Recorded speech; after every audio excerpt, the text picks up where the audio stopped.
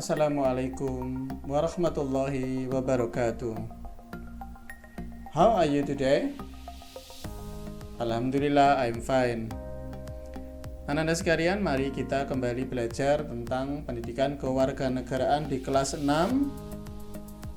Yang pada kesempatan hari ini kita akan mereview materi sebelumnya, yaitu pada dua bab, yaitu pada bab tentang pengamalan sila Pancasila dan bab tentang hak dan kewajiban warga negara. Selamat belajar Anda, semoga bermanfaat. Kita mulai dengan pengamalan di dalam Pancasila, yaitu sila pertama yang berbunyi ketuhanan yang Maha Esa.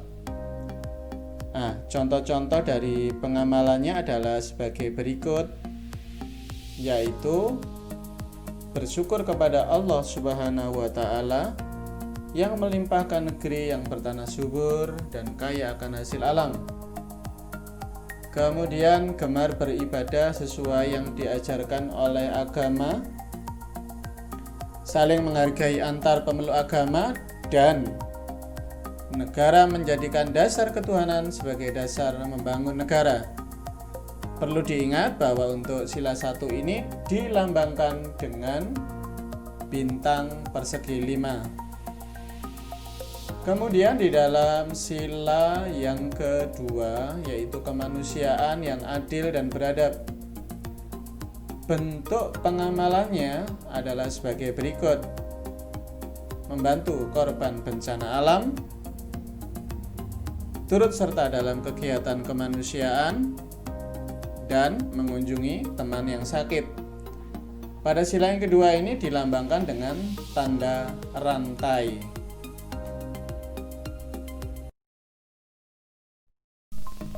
Kemudian kita memasuki pengamalan dalam sila ketiga, yaitu Persatuan Indonesia. Bentuk-bentuk pengamalannya adalah menjaga persatuan dalam masyarakat, mengutamakan kepentingan umum di atas kepentingan sendiri atau golongan, dan rela berkorban untuk kepentingan negara. Jangan lupa bahwa untuk sila ketiga ini dilambangkan dengan pohon beringin.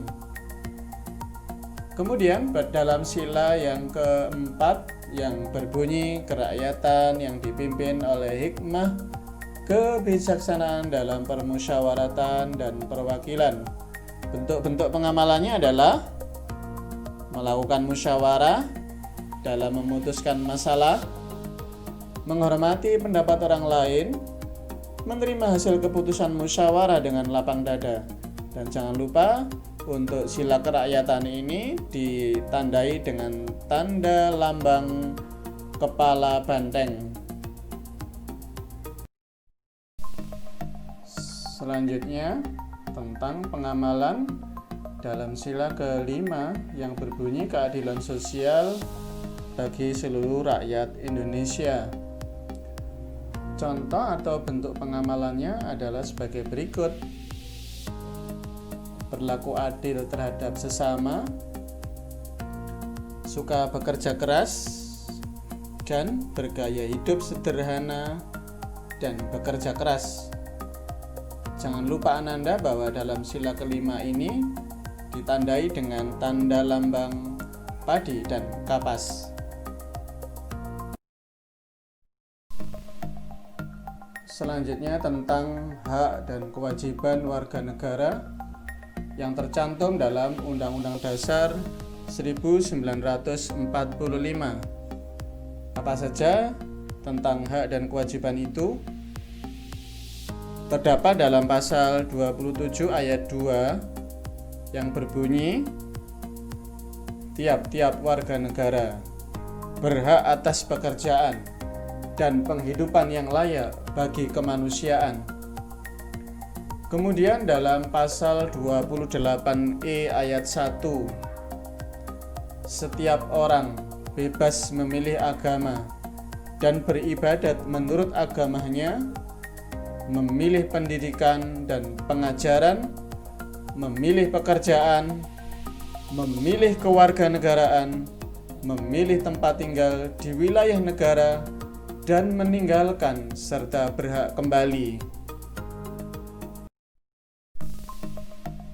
Kemudian tentang hak dan kewajiban di dalam UUD 45 pasal 28E ayat 3 yang berbunyi setiap orang berhak atas kebebasan berserikat, berkumpul, dan mengeluarkan pendapat.